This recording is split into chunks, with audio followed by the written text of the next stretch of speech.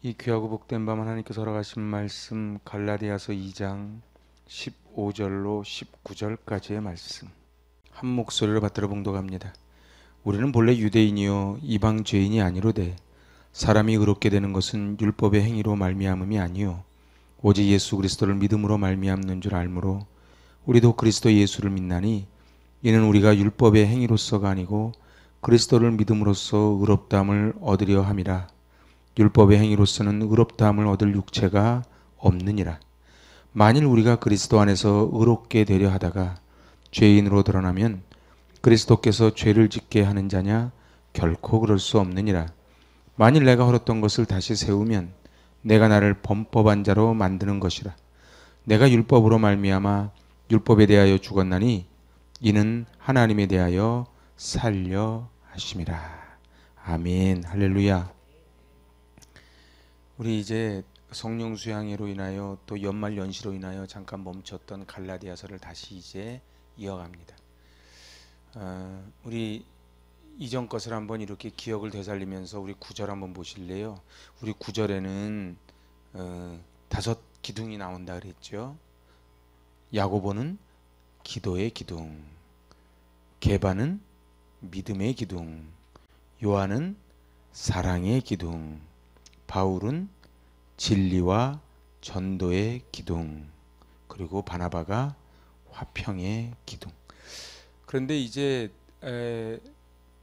이 시대를 살아가는 우리는 야고보 같이 기도의 기둥도 돼야 되고, 베드로처럼 믿음의 기둥이 돼야 되고, 그리고 요한처럼 하나님은 사랑이시라 사랑의 기둥이 돼야 되고, 그리고 바울처럼 진리와 전도의 기둥이 돼야 되고, 마지막으로 바나바처럼 화평의 기둥이 될 때에 진정 우리의 가정이, 그리고 이 교회가, 그리고 우리가 하나님 앞에 쓰임받는 귀한 존재들이 될 줄로 믿습니다.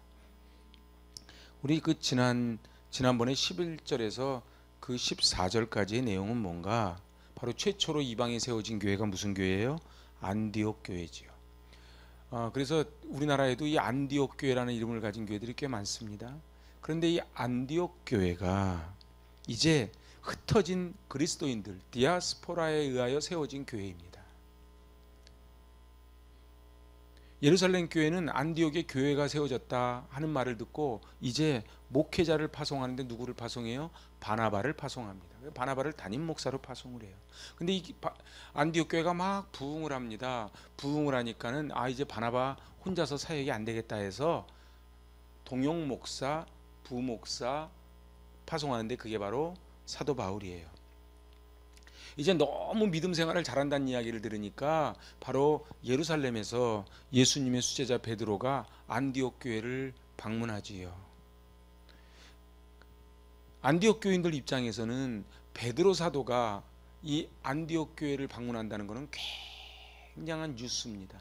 그리고 엄청난 축복된 일이라고 생각하지요. 그래서 이 베드로를 만나려고 사람들이 막 몰려듭니다. 그리고 우리도 어디 집회 가면은 꼭 그 교회에 원하시는 분들이 강사 목사님 이렇게 식사를 대접해드리고 뭐 이렇게 하거든요. 똑같이 이 베드로를 지금 식사 자리로 초대하는 거예요. 지난번에 말씀드렸지만 식사를 한다는 건 단지 그냥 밥을 먹는 게 아닙니다. 식사를 한다는 것은 이제 우리는 한 커뮤니티입니다. 이거를 지금 인정해 준다는 뜻이거든요. 그러니까는 이 식사 자리에 베드로는 물론이요, 그리고 그 교회 담임 목사인 바나바, 그리고 바울, 그리고 이방인 교회니까 이방인들, 우리가 뭐 이방인 그러니까 좀 그렇지만은 유대인이 아닌 디아스포라들이 함께 자리를 했는데, 그때 총회장이 누구냐? 야고보입니다. 그런데 야고보 밖에서 문을 두들기는 소리가 있어서 열고 나가봤더니 저 예루살렘에서 왔습니다. 예루살렘에서 어인일이십니까? 그러니까 예루살렘에서 야고보 사도가 보내서 왔습니다. 지난 시간에 말씀드렸지만 이게 가짜일 확률이 대단히 높습니다. 지금 사칭하는 거지요. 사칭하는데 어쨌든 야고보가 보내서 왔습니다. 이 소리를 듣고 갑자기 베드로가 혼비백산에서 그 자리를 떠나고, 그랬더니 그 교회 담임 목사인 바나바도 그 자리를 떠나버리는데, 바로 그 사건을 사도 바울이 공적인 자리에서 심하게 꾸짖는 이야기입니다. 베드로가 외식을 하니까 바나바도 외식을 하고, 그러니까는 이제 사람들이 웅성웅성 되지요. 그 당시 문화를 알아야 되는데, 그 당시의 문화는 바로 이방인들을 개로 취급하던 그런 시대거든요. 그러니까 어떻게 베드로가 저 개로 취급하는 저 이방인들과 함께 식사를 할 수 있겠는가, 한 커뮤니티를 할 수 있겠는가, 이렇게 지적을 받을 것을 두려워한 베드로가 자리를 피하는 겁니다. 근데 이 베드로가 누굽니까? 우리 사도행전 9장에서 아시지요? 바로 가이사랴에서 고넬료를 최초에 세례를 줬던 이가 바로 베드로 아니겠습니까? 그런데 이 베드로가 우리 한번 요걸 이렇게 깍지를 껴놓고 베드로가 무슨 말을 했는가, 사도행전 10장 한번 가보실래요? 옛날에 다 했던 거를 한번 기억을 더듬어서 10장 47절 이렇게 말하는 거예요. 베드로가 47, 48 이에 베드로가 이르되 이 사람들이 우리와 같이 성령을 받았으니 누가 능히 물로 세례 베풀음을 금하리요 하고 명하여 예수 그리스도의 이름으로 세례를 베풀라 하니라. 그들이 베드로에게 며칠 더 머물기를 청하니라. 그러니까 놀라운 역사가 저 이방인들을 개로 여겼던 그 시대인데, 바로 그때에 누가 성령을 받았는데 성령이 하는 일을 금할 수 있겠는가? 멋있지요? 좀 넘어가서 15장 보실래요? 15장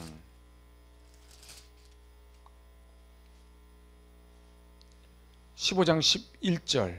지금 이것도 베드로 이야기예요. 11절. 그러나 우리는 그들이 우리와 동일하게 주 예수의 은혜로 구원받는 줄을 믿노라 하노라. 아멘.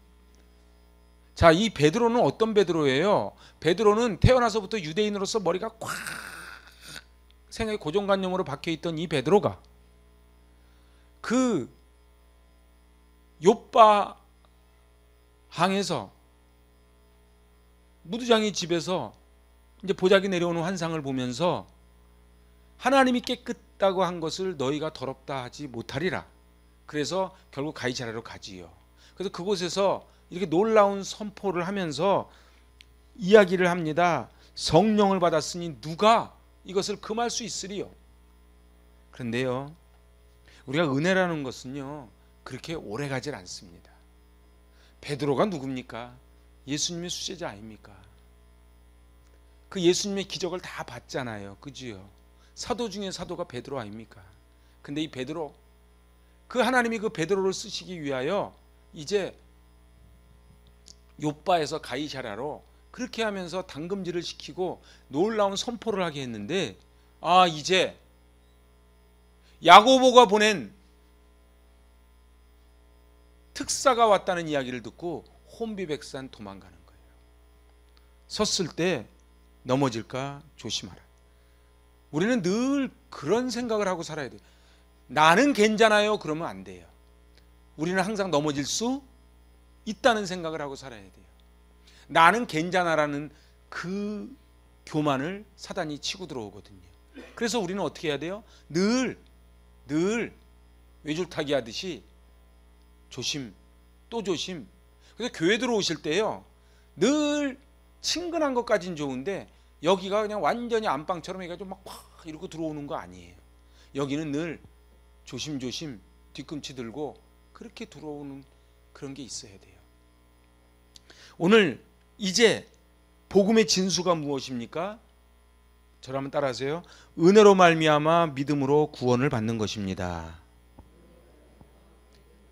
그게 복음의 진수예요. 그러니까 복음이 뭡니까? 유앙겔리온 복음이 뭡니까? 물어보면 뭐라고 대답을 해요? 은혜로 말미암아 믿음으로 구원을 받는 것입니다. 이렇게 얘기하는 거예요. 은혜는 선물이라 그랬죠. 그러니까 내가 자격이 있어서 받은 게 아니에요. 기독교의 출발은요, 나는 괴수와 같은 존재인데 하나님의 일방적인 은혜로, 너희가 나를 택한 것이 아니고 내가 너희를 택했다고 하는 하나님의 일방적인 은혜로 그래서 그거를 어거스틴은 빛의 조명이라 그래요. 여러분들 하나님이 조명 기사예요. 우리 요즘은 그게 없어져서 아쉬운데 저 고등부 때는 그 문학의 밤이라는 게 다 있었어요. 교회마다. 그지요? 다 검정고시예요. 이렇게 우리 다 문학의 밤이 있었지요. 그 문학의 밤을 하면은 뭐 시도 낭송하고 그때 제가 그 거룩한 성도 막 찬송하고 할렐루야 했던 그 기억이 나요. 그런데 각 교회마다 있거든요. 근데 그 문학의 밤을 하면 조명 기사가 있거든요. 불을 싹 끄잖아요. 그리고서는 조명 기사가 쫙 비춰주면은 깜깜해서 안 보이는데 그 조명 기사가 비춰준 그 사람만 관객은 볼 수 있는 거지요. 그래서 어거스틴이 빛의 조명서를 이야기해요. 뭐냐? 이 70억 인구 중에 하나님이 조명을 쫙 비춰서 저한테 비춰줬다는 거예요. 그래서 이제 사망에서 생명으로 옮겨졌다는 거예요. 그러니까 할렐루야 놀렐루야 하고 사는 거예요. 근데 우리 은혜 찬양처럼 당연한 줄 알고 살면은 은혜가 없어요. 어때요? 이렇게 건강 유지하는 거, 이렇게 코로 숨 쉬는 거, 이렇게 눈으로 볼 수 있는 거, 그리고 찬양할 수 있는 거, 귀로 들을 수 있는 것에 대한 어떻게 막 감동이 있으신지요? 아침에 눈을 뜰 때 어떻게 감동이 있으신지요? 감동이 있어야 돼요. 감동이 없으면요 주신 분이 서운해해요. 그죠? 선물을 줬는데 선물 받은 사람이 아무 감동이 없어. 그럼 선물 준 사람 서운하죠? 안 서운해요? 하나님이 우리를 사망에서 생명으로 왕 같은 제사장으로 삼아 주셨으니 그 감격이 감사가 있어야지요. 그래서 은혜로 말미암아 믿음으로 구원을 받았다는 것이 복음의 진수입니다. 이걸 한마디로 딱 줄이면 뭐예요? 이신칭의라는 거예요. 제가 로마서 강의하면서 이야기했지만 로마서 1장 17절에 오직 의인은 믿음으로 말미암아 산다고 하는 바로 이 말씀이 마틴 루터를 깨부쉈고, 바로 루터는 1517년에 비텐베르그에 붙이기 바로 1년 2년 전, 그러니까 1515년 1516년에 로마서 강해를 쓰다가 이 말씀에 와장창 깨진 거예요. 와장창 깨져서 1517년에 비텐베르그에 95개 반박문을 붙인 겁니다. 여러분, 말씀은 능력입니다. 말씀은 듀나미스예요. 그래서 관절과 고수를 찔러 쪼개는 거예요. 말씀을 받는데 말씀이 활자가 살아 올라와서 내 가슴판에 배겨서 내가 그동안 있던 모든 것을 다 쓰레기로 버려버리고 새로운 생명을 받는 이 경험을 하지 않으면 신앙생활을 아무리 오래 해도, 교회를 아무리 오래 다녀도 뜨겁지가 않아요. 그래서 경건의 모양은 있는데 경건의 능력이 없어요. 그러니까 굳이 제가 비유를 들자면은 강신무가 안 되고 습득무만 하는 거예요.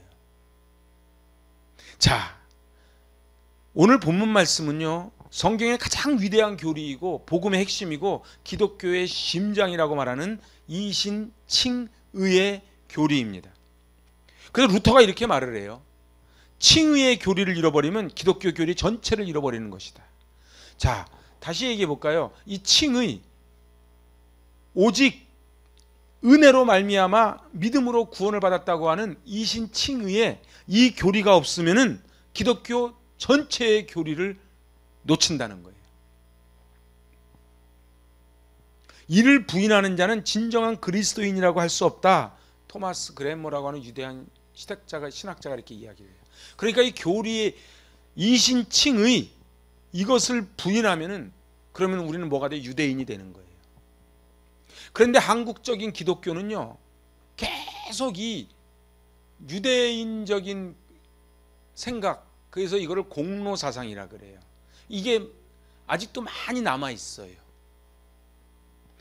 칭의 교리는요, 최고로 압축된 복음입니다. 그래서 이 복음, 유앙겔리온을 압축을 시켜서 탁 내놓으면 그게 뭐다? 이신칭의예요. 오늘 이 본문이에요. 이 교리가 기독교 복음의 토대요, 엑기스입니다. 칭의는 원래 법적인 용어예요. 그러니까 이 칭의라고 하는 건 재판장이요, 재판장이 서가지고 피고 무죄를 선고한다, 이렇게 하면 어떻게 돼요?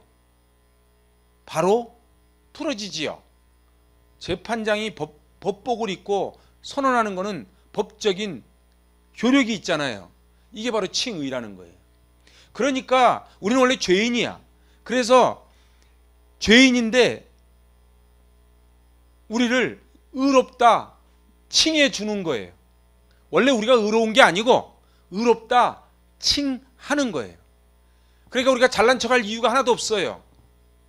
우리도 저 바깥에 있는 사람하고 다를 게 하나도 없어요. 근데 하나님이 믿음으로 뭘 믿어? 예수 그리스도가 나의 구세주라는 것을 믿음으로 그 한 가지 딱 보고 이제 너를 의롭다 칭해 주는 거예요. 그래서 칭의에 대립되는 반대말이 정죄입니다. 우리가 지금 어떻게 살았느냐 그것이 아니고 그리스도를 믿었냐 안 믿었냐로 결정한다는 거예요. 저 심판대 앞에 갔을 때 네가 얼마나 착하게 살았냐 못되게 살았냐가 아니고 예수 그리스도. 그래서 출애굽할 때 마지막 10번째가 뭐예요? 장자 죽음, 피재앙 아닙니까? 여러분들 이 죽음의 신이 패스오버 6월 할 때 기준은 딱 하나예요. 고관대작이냐 아니냐가 아니라고. 문설주에 어린 양의 피가 있냐 없냐 딱 그 기준이에요. 그래서 바로의 아들도 죽는 거예요. 노예의 아들은 사는 거예요. 기준이 뭐예요? 바로 문설주의 어린 양의 피예요. 그래서 기독교는요 늘 이곳에 주의 보혈을 덮는 거예요. 이곳에 주의 보혈을 안 덮으면요 인간은요 소망이 없습니다. 제가 너무 극단적으로 이야기합니까? 아니에요. 사람은 소망이 없어요. 괜히 사람이 괜히 거룩한 척하지요. 제가 볼 때는 고급 호텔에서 칼질하는 사람이나 저 시장통에서 몇천 원짜리 먹는 사람이나 제가 볼 땐 다 똑같습니다. 안 그런 것 같습니까? 다 똑같아요. 이제 정치인들 하는 거 보세요. 제가 볼 때는 근데 정치인들 보고 뭐라 할 것도 없어. 우리도 다 마찬가지예요. 그죠? 우리 다 마찬가지예요. 그런데 오직이야. 오직 믿음으로 바로 믿는 게 뭐예요? 예수 그리스도가 나의 구세주라는 그래서 십자가의 보혈을 덮는 거예요. 자기 열심 선한 행위가 아니에요. 그래서 무죄 선언을 받은 게 아니에요. 오늘 우리는 죽을 수밖에 없는 사형수인데 의롭다 하는 선언을 듣게 되면은 기쁘지 않겠습니까? 그걸 복음이라 그래요. 제가요 오늘 새벽 4시에 일어나가지고 쭉 로마서를 지금 준비하고 있는데 1장 1절 예수 그리스도의 종 바울 요 한 단어 가지고 1시간 갖고 모자라요. 이게 큰일 났어. 그런데요 중요한 거는요 예수 그리스도의 종 바울이라고 하는 이것만 꽉 붙잡잖아요. 그러면 한국 교회는요 천국이 될 수밖에 없어요. 왜 예수 믿는 사람들이 국회에 제일 많다는데 이렇게 시끄러운 줄 아십니까? 왜 예수 믿는 사람들이 저렇게 많은데 이 소금의 역할이 안 되는 줄 아십니까? 예수 그리스도의 종이 안 돼서 그러는 거예요. 응? 종은 자기 주권이 없는 거예요. 종은 그냥 말하는 짐승이에요. 그래서 예수 그리스도가 나의 주인 되십니다. 나는 그분의 머슴, 노예입니다. 이거를 정확하게 선언을 하면은 어찌 함부로 말을 하겠으며 어찌 함부로 행동을 하겠습니까? 주인이 명령하는 대로 서로 사랑해라. 그거 어떻게 하는 거예요? 내가 하고 싶어서 하고 말고 싶어서 마는 게 아니에요. 주인이 하래요. 오리를 가자면 십리를 가래요. 오늘 이 시대의 가장 문제는 무지와 냉담이에요. 여러분들 모르면서 알려고 하지 않아요. 자기가 은혜가 떨어졌는데 은혜를 받고 싶어 하지 않아요. 왜요? 살아가는데 아무 지장이 없다고 생각하는 거예요. 알려고 하지도 않습니다. 그리고 오히려 뭐라 그래요? 그 은혜를 갖다 사모하고 하는 분들을 핍박해요. 예수 별나게 믿지 말라고. 궁금한 것도 없고 알려고 하지 않아요. 여러분들 우리 아이들도 가르쳐보고 학생들도 가르쳐보지 않습니까? 제일 힘든 선생님이 어떤 선생님인 줄 아세요? 알려고 하지 않아요. 궁금해하지 않아요. 이런 학생을 가르치는 것보다 힘든 건 없습니다. 목사도 마찬가지예요. 목사가 목회하기 제일 힘든 사람이 누군지 아세요? 알려고 하지 않아요. 궁금해하지 않아요. 목사가 아무리 목이 터지게 해도 관심이 없어요. 인간이 가질 수 있는 최고의 난제가 무엇인 줄 아십니까? 그게 바로 justification, 의롭게 되는 거예요. 아무리 인간이요 의롭게 산다고 할지라도 의인은 없나니 하나도 없는 거예요. 이 세상에 하나님 앞에 의롭게 살아간다고 하는 것은 불가능하지요. 하나님의 눈앞에서 어찌하면 의롭게 할 수 있습니까? 오늘 이 본문에요, 이 16절에만 이 의롭다는 단어가 3번 나와요. 그죠? 우리 16절 다시 한번 읽어보실래요? 사람이 의롭게 되는 것은 율법의 행위로 말미암음이 아니요 오직 예수 그리스도를 믿음으로 말미암는 줄 알므로 우리도 그리스도 예수를 믿나니 이는 우리가 율법의 행위로서가 아니고 그리스도를 믿음으로써 의롭다함을 얻으려 함이라. 율법의 행위로서는 의롭다함을 얻을 육체가 없느니라. 할렐루야. 의롭다 한다는 것이 3번 나와요. 16절에 3번 나오죠. 17절에 한 번 나오지요. 21절에도 한 번 나중에 나옵니다. 그래서 저를 따라해보세요. 하나님은 의롭고 나는 의롭지 않다. 그래서 모든 사람이 죄를 범하였으며 하나님의 영광에 이르지 못한다는 것이 성경의 인간론 선언이에요. 세상은요 하나님의 영광에 이를 수 있는 거예요. 그래서 바벨탑을 쌓는 거예요. 사람들이 왜 자꾸 고층 좋아하는 줄 아십니까? 자꾸 올라가요. 꽃들에게 희망을 한번 책 보세요. 올라가면 내려오는 거예요. 근데 자꾸 올라가요. 올라가서 뭐 어쩌자고. 모르겠어요. 저는 이게 가끔 이렇게 엘리베이터 63빌딩 쭉, 저도 그런 거 되게 좋아해요. 쭉. 근데 빨리 이따가 빨리 내려오는 데예요. 사는 데가 아니에요. 근데 외국 사람들은 그걸 좀 이해를 못하게. 외국 사람들은 낮은 데가 비싼데 우리는 높은 데가 비싸. 그죠? 의인은 없나니 하나도 없대요. 그래서 우리는 뭘 인정해야 돼요? 우리는 죄인입니다. 나는 죄인입니다.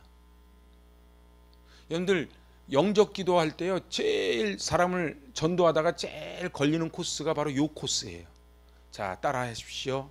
그럼 쭉 가다가 착하게 사셔야 됩니다. 이렇게 예수 믿으면 복 받습니다. 그럼 쭉 가다가 자, 따라합니다.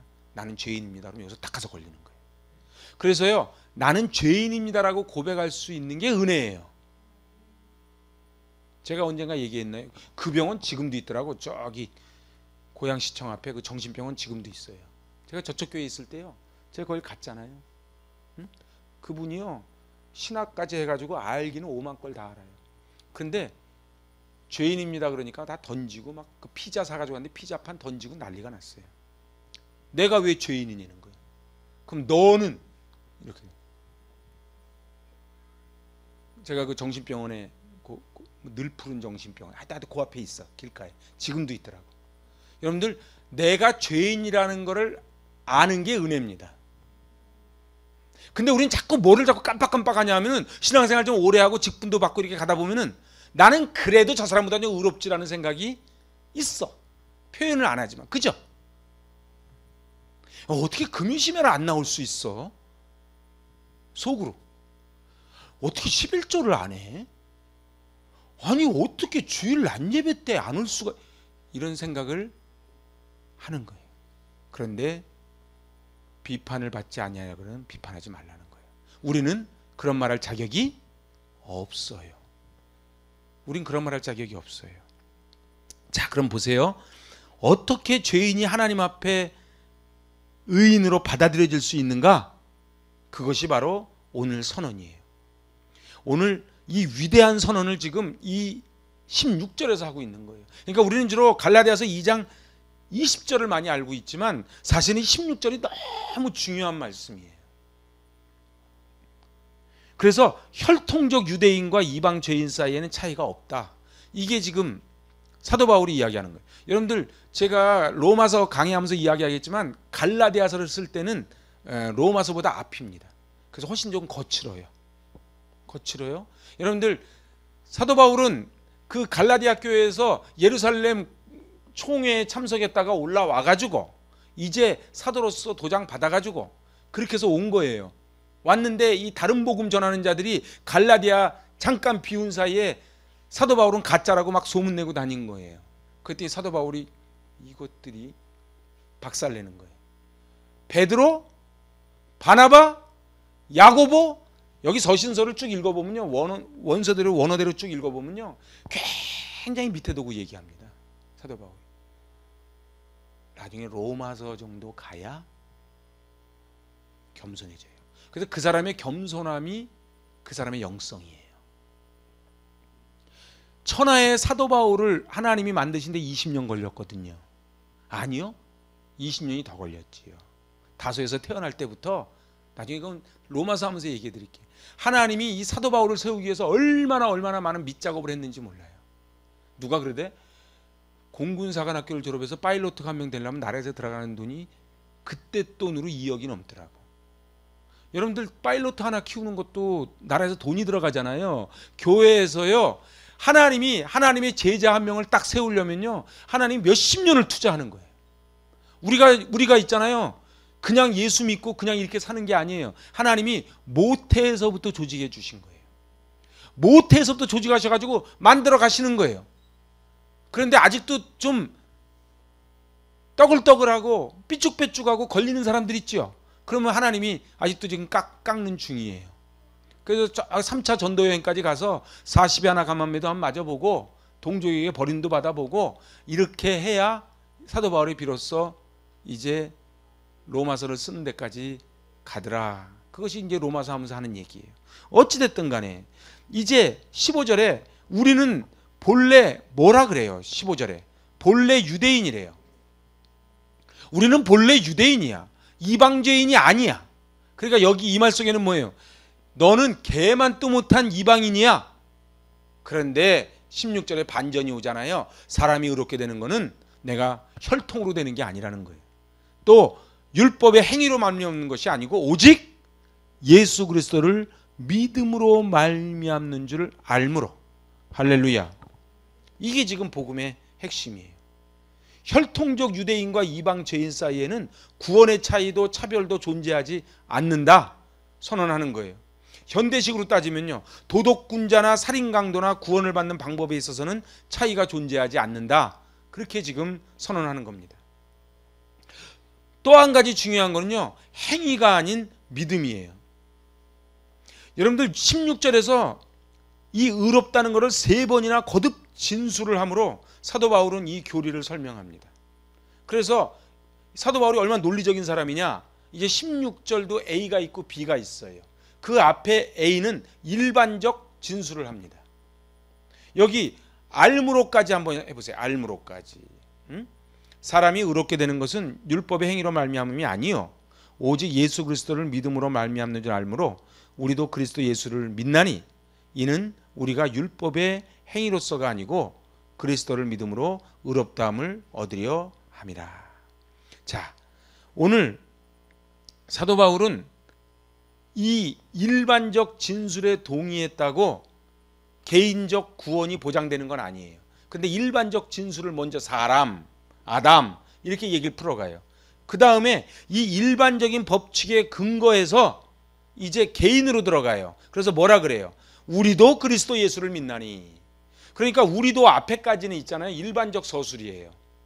이 16절이 논리적으로 풀어가면은, 그러니까 16절에 사람은 예수 그리스도를 믿음으로 말미암아 구원을 받는다는 얘기를 한 다음에 우리도 이렇게 들어가는 거예요. 사도 바울이 논리를 이렇게 풀어가는 거예요. 그런데 여기서 우리가 꼭 아셔야 될 게 있어요. 여기서 예수를 믿나니 이렇게 되잖아요. 그죠? 예수를 믿나니. 그런데요, 헬라어로 들어가면요, 그래서 나중에 영어 성경도 꼭 한번 보실 필요가 있어요. 여러분들, 예수를 믿는다는 게 무슨 뜻이냐? 헬라어대로 번역을 하면요, 예수 그리스도 안으로 들어가서 믿는다 이런 뜻이에요. 그래서 영어에는 into라는 전치사를 써요. 그러니까 제가 누구를 믿는다는 거는요, 그냥 이렇게 겉모습을 믿는 게 아니고 그 사람 안으로 들어가서 믿는 거를 믿는다라고 헬라어는 표현을 하는 거예요.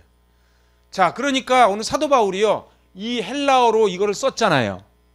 그러니까 여러분들이 한글로 읽어도 헬라어식으로 읽어야 돼요.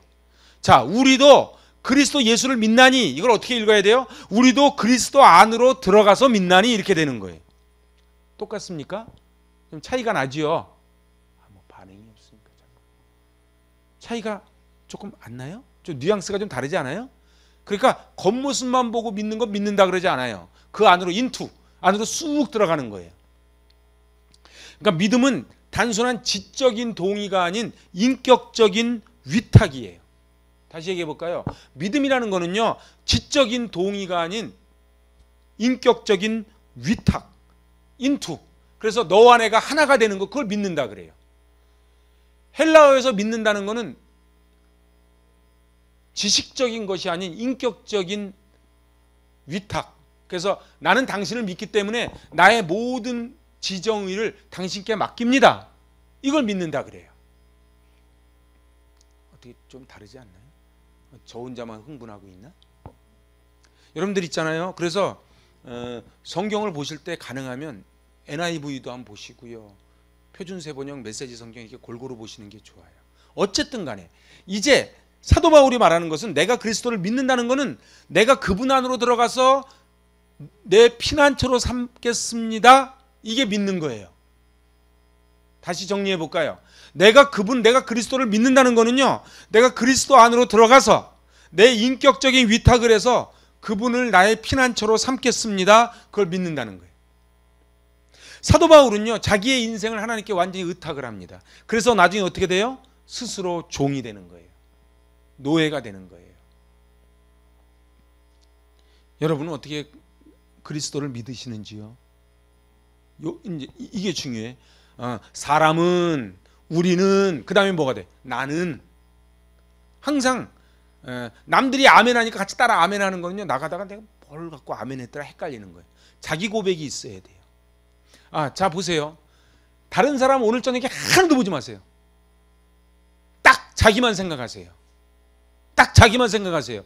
나는 내 인격을 위탁함으로 내 모든 염려, 걱정, 근심, 모든 내 인생을, 내 미래를 그분께 위탁하고 그분을 나의 피난처로 삼는가? 그거를 믿는다는 거예요. 그러니까 예수를 믿으십니까? 야, 믿습니다.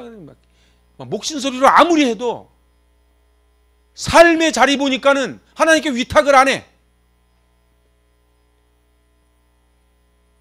내 새끼를 어떻게 키운 새끼인데, 이 돈을 내가 어떻게 모은 돈인데, 내가 이거 어떻게 올라간 자리인데, 그러면 그거 위탁한 게 아닌 거죠.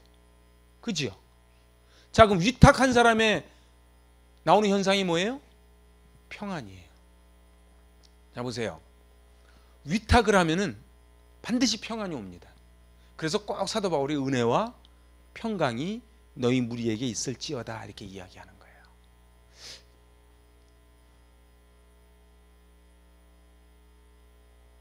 이 지하가요, 꺼질 염려가 없어요. 그래서 우리는 안심하고 이렇게 쿵쿵하잖아요. 그죠? 그런데 만약에 밑에가 흔들흔들하면은 이게 안 되잖아요. 위탁이 안 되잖아요. 우리의 삶의 인생도 그래요. 여러분들 인생이 어떻습니까? 정말 만만치 않지요? 뭐 초등학교 애들, 아마 중학교 애들은 초등학생이 부러울 거예요. 그 초등학생이 어떤 유치원생 앉혀놓고 그러더라고. 야, 너 학교 안 다닐 때가 좋을 때야 그러더라고. 그럼 제가 속으로 그러지. 너는 지금 고등학교 안 갈 때가 좋을 때야. 그런데요, 뭐 대학생 힘들다고요. 내 옛날에 유정이한테 한번 그 소리 한 적이 있어요. 수료 내고 다니는 거랑 월급 받고 다니는 거랑 어느 게 힘든지는 월급 받아보면 안다. 그죠? 여러분들 돈 내고 다니는 게 쉬워요? 돈 받고 다니는 게 쉬워요? 근데 내가 내 인생을 내가 못 사는 거예요. 그래서 이 지금 16절 한 절을 지금 딱 세 단락으로 나누는 거예요. A는 뭐예요? 보편적이에요. 여기서 알므로, 말미암는 줄 알므로, 여기 보편적이야. A야. 그럼 B는요? B는요? 여기서 우리도 이렇게 나가죠. 그리고 이제 C는요? C는 바로 율법의 행위로서는 의롭다함을 얻을 육체가 없느니라. 다시 보편적으로 가는 거예요. 그러니까 이 사도 바울이 16절 한 절에다가 보편, 개인, 보편 이렇게 A, B, C로 넣어놓은 거예요. 논리적으로. 자, 그래서 다시 16절을 그렇게 한번 읽어보세요. 그 여러분 성경에다 한번 써놔보세요. 16절에서 사람이서부터요, 여기 알무로까지가 A예요. 응? 사람이 의롭게 되는 것은 율법의 행위로 말미암음이 아니요 오직 예수 그리스도를 믿음으로 말미암는 줄 알므로. 이제 다 알았어. 이제 그럼 이제 어떻게 해야 돼? 우리도, 나도 이제 개인으로 들어가는 거예요. 이게 B야. 우리도 그리스도를, 여섯 구도 그리스도를 믿나니 이는 우리가 율법의 행위로서가 아니고 그리스도를 믿음으로써 의롭다함을 얻으려 함이라. 여기까지가 개인이야. 그 다음 C야. C가 뭐예요? 율법의 행위로서는 의롭다함을 얻을 육체가 없느니라. 이게 이제 보편적 진술이에요. 그래서요, 이 모든 인간은, 이 법칙이 적용되지 않는 인간은 단 한 명도 없습니다. 그렇게 선언을 하는 거예요. 이게 이제 16절 한 절 안에 다 들어있는 거예요. 이 신칭의를 해야 되는데 이 행칭의를 하면 안 되는 거예요. 근데 우리 한국 사람들은 아직도 이 유교적인 게 머릿속에 남아 있어가지고 이 행칭의를 하는 거예요. 이게 먹혀. 그래가지고 이러는 거예요. 당신 그러면 벌 받아. 그러면 진짜 막 벌 받는 줄 알아. 하나님이 그렇게 째짠한 하나님이 아니에요. 응? 그래서 공로설을 이야기하는 거예요. 천주교에서. 우리는 공로설이 아니에요. 오직 하나님의 은혜입니다. 자, 제가 이제 그 하이델베르그 요리문답이라는 게 있어요. 한번 귀를 쫑긋 세우고 한번 들어보세요. 하이델베르그 요리문답에서 칭의의 교리를 이렇게 설명해요. 한번 잘 들어보세요. 여러분들이 원하면 제가 이거를 단톡에다 올려드릴 수도 있어. 그러니까 필기 어차피 못 따라오니까 잘 한번 들어보세요. 예수 그리스도에 대한 진정한 믿음으로만 하나님 앞에서 의롭다함을 받습니다. 비록 나의 양심이 고소하기를 내가 하나님의 모든 명령을 심각하게 범하였고 그중 아무것도 지키지 않았으며 모든 악을 향하여 기울어져 있다고 하지만 그럼에도 불구하고 하나님은 나의 아무런 공로도 없이 단지 은혜로 나에게 완전한 만족과 의와 그리스도의 거룩을 허락해 주시고 전가해 주십니다. 마치 내가 처음부터 아무 죄도 지은 적이 없는 것처럼, 마치 내가 그리스도께서 나를 위해 이루신 모든 순종을 다 완전하게 이룬 것처럼 해주시는 것인데, 이것도 내가 믿는 마음으로 그런 은총을 받아들일 때 그렇게 되는 것입니다. 이게 지금 하이델베르그의 요리문답을 딱 정리해 놓은 거예요. 그러니까 이 하이델베르그 요리문답이라고 하는 게 바로 성도들을 종교개혁 당시에 성도들을 가르치기 위한 교과서로 만들어 놓은 게 이 하이델베르그 요리문답이거든요. 근데 이 하이델베르그 요리문답에 정확하게 나오는 거예요. 내 양심이 나를 고소합니다. 너는 그럴 자격이 없어. 근데 사실 내 양심이 고소하는 게 아니라 사단이 고소를 해요. 사단은 고발하는 자예요. 그 사단이 뭐라 그래요? 아이고, 나는 네가 한 걸 다 알고 있어. 거룩한 척하지 마. 그래서 고소를 막 하는 거예요. 그런데 하나님이 우리를 기억조차 아니하시고, 그게 누가복음 15장이에요. 둘째 아들이 쥐업 열매 먹다가 돌아왔는데 아버지는 단 반마디도 안 해요. 그죠? 누가복음 15장에서 단 반마디도 안 해요. 그리고 옷 갈아입히고 가락지 끼고 신발 신기고 잔치를 벌이잖아요. 오히려 첫째 아들이 고발하죠. 그래서 저 밖에 그림 가만히 한번 보세요. 자, 이제 오늘 제가 말씀을 마칩니다. 이 이신칭의라고 하는 거는 왜 도대체 사도 바울이 이 베드로에 대해서, 바나바에 대해서 막 공개적으로 한 다음에 갑자기 15절 16절에 이 얘기를 확 꺼낸 줄 아세요? 그리고 그 유명한 20절에 내가 그리스도와 함께 십자가에 못 박혔다 이렇게 얘기를 하는 거예요. 그래서 그런즉 내가 사는 것이 아니고 내 안에 그리스도께서 사는 것이라. 이제 내가 사는 것은 나를 위하여 자기 몸을 버리신 하나님의 아들을 믿는 믿음. 그걸 믿음이라 그래. 믿음 안에서 오직 믿음으로. 그러면은 제가 다시 한번 정리해 볼게요. 여러분들 입으로 한번 해봐야 돼. 내가 예수님을 믿습니다라는 건 무슨 뜻이라고요? 그래서 그걸 쭉 풀어보면 내가 예수님을 믿습니다. 그 소리를 쭉 서술적으로 풀어보면 그게 무슨 말이 되는 거겠어요? 내가 예수 안으로 들어가서 내 인격적인 위탁을 해서 예수님을 나의 피난처로 삼겠습니다. 그 고백이라는 거예요. 여기 오늘 정말 중요한 걸 했어요.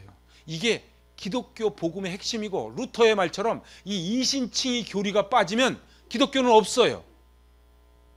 기독교는 없어요. 그렇다고요 이거를 오해해가지고요 값싼 은혜를 만들면 안 돼요. 보네포 목사님 말처럼. 그래서 어떻게 나 어차피 구원 받았는데 뭐. 여러분들 잘 보세요. 월급 받고 일하는 종업원하고요 내 대를 물려줄 아들하고 차이가 뭐예요? 내 대를 물려줄 아들은요 휴일 수당도 안 줘요. 무지하게 부려먹어요. 그런데 이 아들이 그 아버지께 모든 걸 위탁을 했기 때문에 기쁨으로 감당하는 거예요. 나중에요 아버지 돌아가시면 이 모든 건 종업원께 되는 게 아니고 아들께 되는 거예요. 교회도 마찬가지예요. 교회는요 우리는 종업원이 아닌 아들이에요. 그러니까는 하나님이 나 같은 죄인을 살리신 주 은혜 고마워, 이 몸밖에 드릴 것 없어 제가 합니다지, 이 몸을 드리니까 그걸 어여삐 보시사 나를 구원해 주는 게 아니라는 거예요. 이게 순서가 정확해야 돼요. 이게 정확하지 않으면 교회를 다녀도 헷갈린다니까. 그래서 자꾸 교회 와서 민주주의 따진다니까. 교회는 민주주의가 아니라니까. 교회는 오직 하나님주의예요. 그래서 하나님이 가라 하시면 가고 서라 하시면 서는 거예요. 그래서 광야가 그거 훈련하는 거예요. 근데 한국 교회가 뭐 잘못 들어왔어. 그냥 맨날 뭐 의장 그러고서는 막. 아니에요. 제가 이제 정리할게요. 나 오늘 여기 들어오면서 흥분 안 하기로 결심했는데 잘 안 되네. 잘 보세요. 오늘 이게 기독교 복음의 진수, 복음의 핵심, 복음의 전부가 뭐예요? 바로 우리는 유대인이나 이방인이나 별 차이가 없어요. 고상한 사람이나 저기 전과 맷범이랑 차이가 없다는 거예요. 오직 하나님의 은혜만 있을 뿐이에요. 그래서 가정에서도 교회에서도 이 은혜가 있어야 돼요. 여러분들 그거를 꼭 기도하셔야 돼요. 하나님, 제가 하루도 은혜 없이 살지 말게 하여 주시옵소서. 이 기도가 있어야 돼요. 여러분들 어떠세요? 이제 새해가 시작돼서 오늘이 며칠이에요? 7일? 벌써 일주일 갔어. 여러분들 잘 보세요. 정말로 어떻게 송구영신 때 결심한 거 어떻게 일주일 잘 버티셨습니까? 우리 그래도 아직 357일이 남았으니까 잘 버텨봅시다. 근데 우리 힘으로는 못 버텨요. 저 사람이 나한테 뭐라 하는데 내가 버틸 수 있을 것 같죠? 흉내는 낼 수 있어. 근데 참으면 어떻게 되는지 아세요? 아내가 막 골마. 여러분들 제일 좋은 방법은요 하나님께 위탁하는 거예요. 위탁하는 거예요. 위탁하세요. 다 맡기세요. 그리고 하나님 앞에 기도하세요. 하나님, 하나님의 은혜가 없인 저는 못 삽니다. 하나님 은혜를 부어 주시옵소서. 교회 올 때 의무적으로 오지 말게 하여 주시옵소서. 내가 가정에 들어갈 때 의무적으로 가정 들어가지 말게 하여 주시옵소서. 내가 일터 나가서 일할 때 의무적으로 하지 말게 하여 주시옵소서. 이게 있어야 되는 거예요. 그래서 올 2022년은 정말 우리한테 그 의롭다 칭함받은 자의 감격이 좀 있으면 좋겠어요. 여러분들 자기 자신을 너무 믿지 마세요. 내가 그래도 믿음이 얼만데 그러지 마세요. 우리 믿음이요 한 방에 갑니다. 오직 새벽마다 눈을 뜰 때마다 하나님께 은혜의 기도를 해야 돼요.